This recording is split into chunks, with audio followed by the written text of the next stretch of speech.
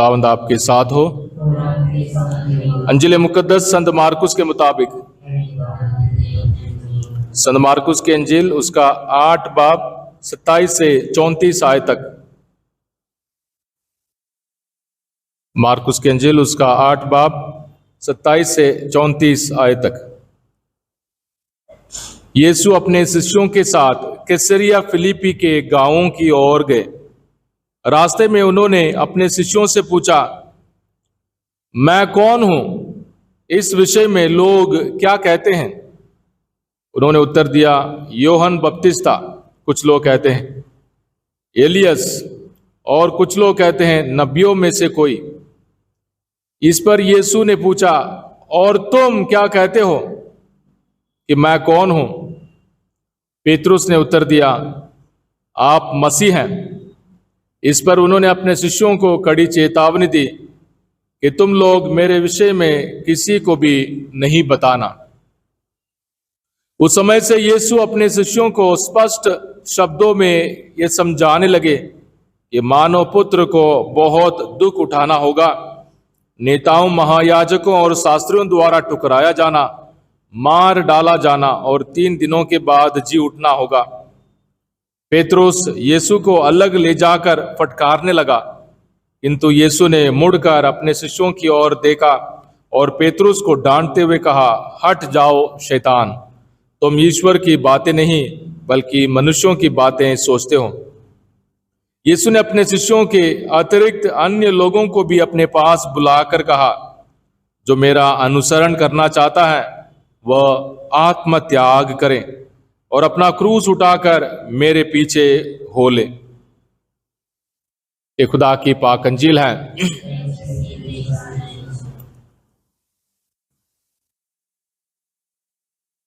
खुदावंद यीशु मसीह में प्यारे भाइयों और बहनों, यीशु की जिंदगी हम सबों के लिए मुक्ति देने वाली, हम सबों को हर पाप बुराई से छुटकारा देने वाली जिंदगी है।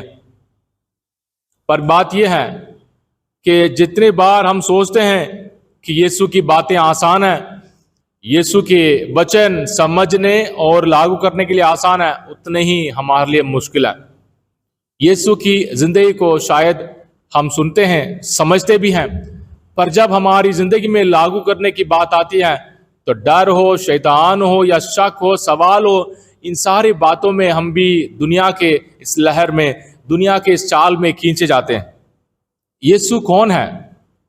यीशु कौन है? ये सवाल हम में से हर एक से पूछा जाए, पहले हम शायद सोचेंगे बहुत आसान है, यीशु खुदा का बेटा है, यीशु मसीह है, यीशु मुझे बचाने वाला है, और यीशु जिंदगी देने वाला, यीशु चंगा करने वाला है, यीशु हम सबों के लिए उम्मीद का वादा, बहुत कुछ हम कह सकते हैं।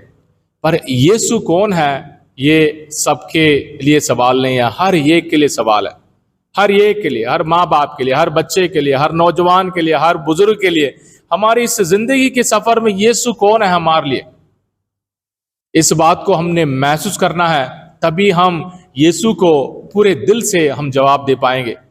यीशु ने सबसे पहले सबसे पूछा, कौन कौन, भीड़ में कौन लोग क्या बोलते हैं, और सबको मौका मिला, एलियस, यूहन्ना बपतिस्ता और नबियों में से कोई।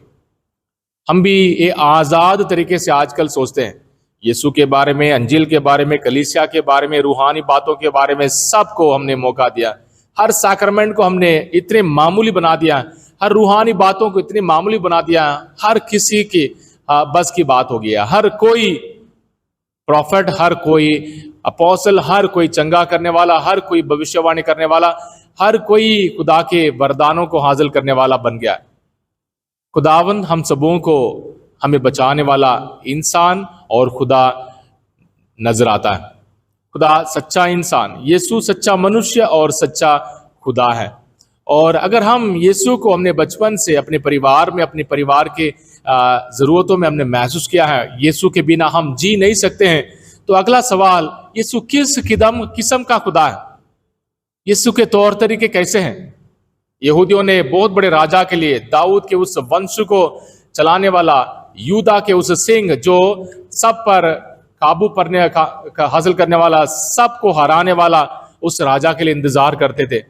पर यीशु हलीम बनकर, यीशु गरीब बनकर हमारे लिए पैदा हुआ। तो यीशु किस किस्म का खुदा है, इसको भी हमें अपने ईमान के मुताबिक हमने जानना है, पहचानना है। पतरस को खुदा ने समझा है, ये खुदा का बेटा है, ये मसीह है। खुदा ने यीशु मत्ती के इंजिल में कहेंगे, पतरस ये तुम्हारी बात नहीं है, तुम्हारी बस की बात नहीं है, मुझे जानना, मुझे समझना, मेरे बाप ने तुम्हें ये बात बताई है। और हम इंसान होने के नाते हमारी इंसानी बातें दुनियावी तौर तरीके के मुताबिक हम यीशु को भी घुमा फिरा कर समझने के लिए कोशिश करते हैं। पर यीशु, जैसे पहले पाठ में आज भविष्यवाणी की गई है, यीशु हलीम, अत्याचार सहने वाला, सब्र करने वाला, चुपचाप रहने वाला, मार खाने वाला, यीशु तूख खाने वाला, यीशु हर एक बात पर हमारे लिए दुख दर्द उठाकर सलीब पर जान देने वाला खुदा है। इसलिए दुनिया के तौर तरीके और यीशु के तौर तरीके बिल्कुल अलग हैं।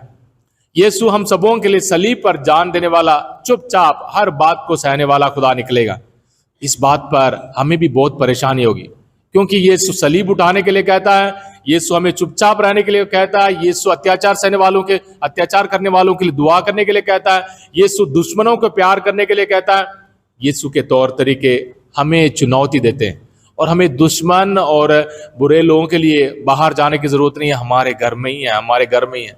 हम एक दूसरे को बर्दाश्त नहीं करते, हमारे सवाल और हमारी बातें एक दूसरे के साथ मेल नहीं करते। और खुदावंद यीशु हम सबों को ये बातें समझाना चाहता है। तुरंत पतरस के समान हम भी यीशु से कहते हैं, ना, हमें हमारे लिए परेशानी नहीं, हमारे लिए सलीब नहीं, हमारे लिए बीमारी नहीं, हमारे लिए गरीबी नहीं, हम उस खुदा को, जलाली खुदा को हम जानते हैं, जो हम सबों को आसमान में ले जाने वाला, हम सबों को चंगा करने वाला, हम सबों की जरूरतों को पूरा करने वाला, हम सबों के लिए भविष्यवाणियां करने वाला, हम सबों को दुनियावी हर परेशानी मुसीबत से दूर करने वाला। बहुत बड़ी बड़ी कोठी चाहिए, हमें गाड़ियां चाहिए और हमें नौकरी चाहिए, सब कुछ इस दुनिया में गारंटी चाहिए। खुदा हमारे दुनियावी खुशियों से नफरत नहीं करता, पर यीशु के रास्ते पर जाना है, हम सबों को हर सलीब को उठाकर यीशु के पीछे चले आना। नहीं तो फिर यीशु हमें भी देखकर कहेंगे कि मेरे पीछे चले जाओ। हम शैतानी बातें या दुनिया की बातें, इंसान की बातें सोचकर हम यीशु के पीछे दोबारा हमें बार बार लगना पड़ेगा ताकि यीशु की बातों को समझे। तो दूसरा सवाल, किस किस्म का खुदा है? हलीम और जान देने वाला खुदा है।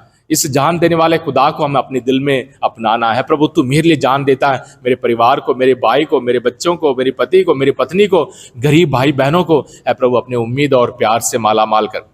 और तीसरी बात, यीशु को हम अपनी जिंदगी में कैसे लागू करें, कैसे ले चलें, यीशु के पाक वचनों को अपनी जिंदगी में कैसे जाहिर करें ना, ये बहुत बड़ा मुद्दा है जिसको लेकर कलीसिया में फूट पड़ी। आज का दूसरा पार्ट इसी बात पर आधारित है। और मार्टिन लूथर ने कहा कि ईमान काफी है, खुदा का फजल हमें बचाता है, कर्मों की जरूरत नहीं है, काम की नेकी से नहीं, हम सिर्फ ईमान से बचाए जाते हैं।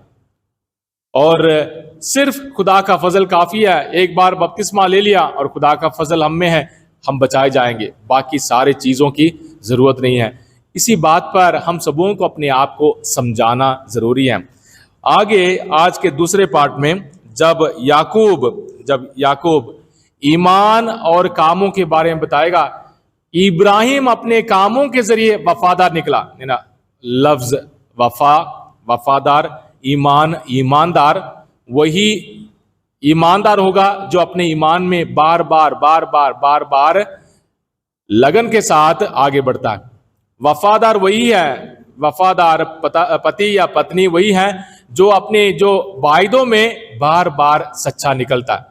यानी ईमानदारी और वफादारी हमारे लिए रोज की रगड़ाई है, रोज की मेहनत है, रोज की ईमानदारी है, रोज की हमारी कुर्बानी है। एक दूसरे के लिए अपनी खुशियों को त्यागना, बच्चों को बचाने के लिए अपनी खुशियों को त्यागना और बच्चों की कामयाबी के लिए अपने सारी बातों को कुर्बान करना और परिवार की तरक्की के लिए अपने आप को हलीम बनाकर सब्र करते हुए आगे बढ़ना। और हमारे काम, प्यारे भाइयों और बहनों, हमारे काम उस फल के समान है जो बीज से या जड़ से निकलते हैं। यानी ईमान हमारे लिए जड़ के समान है, ईमान हमारे लिए बीज है, हमेशा जिंदा है, पर हमें फल उत्पन्न करना है, हमें फल उत्पन्न करना है, फूल उत्पन्न करना है, हमें खूबसूरत बनना है, हमें बहुत सारे फल उत्पन्न करके दूसरों के लिए हमें एक उदाहरण बनना है, मिसाल बनना है। तो इसलिए हमारे काम और हमारे ईमान ये दोनों जुड़े हुए हैं, ये दोनों जुड़े हुए हैं। अगर ईमान शुरुआत है, खुदा का फजल शुरुआत है, खुदा के फजलों से भरपूर होकर हमें फल उत्पन्न करना है, खुदा की ईमान से भरपूर होकर हमने फल उत्पन्न करना है, परिवार में, घर में, दिल में, अपने जुबान में, अपने नजरों में, अपनी बातों में हमें खुदा के फजलों को उत्पन्न करना है, खुदा के फलों को उत्पन्न करना है, पवित्र आत्मा के फलों को उत्पन्न करना है, खुशी, प्यार, माफी, सब्र करने की ताकत, सलामती और ईमानदारी, ये सारे फल हैं। इसलिए हमारे ईमान को जिंदगी में लागू करने का मतलब यीशु में जीना, यीशु में रहना, यीशु में बनना, खुदा में आना और खुदा के साथ वफादार रहना। यीशु कौन है, यीशु किस किस्म का खुदा है और यीशु को किस तरह अपनी जिंदगी में जिए, इन सारी बातों को हम अपने दिल में समाएं और खुदा से यही दुआ करें, ऐ प्रभु अगर मैं विश्वास करता हूं, अगर मैं अपने कामों में, अपनी आदतों में, अपनी बातों में अपने ईमान को प्रकट नहीं करता हूं, शायद मेरा विश्वास, मेरा ईमान शायद पूर्ण रूप से मुर्दा है।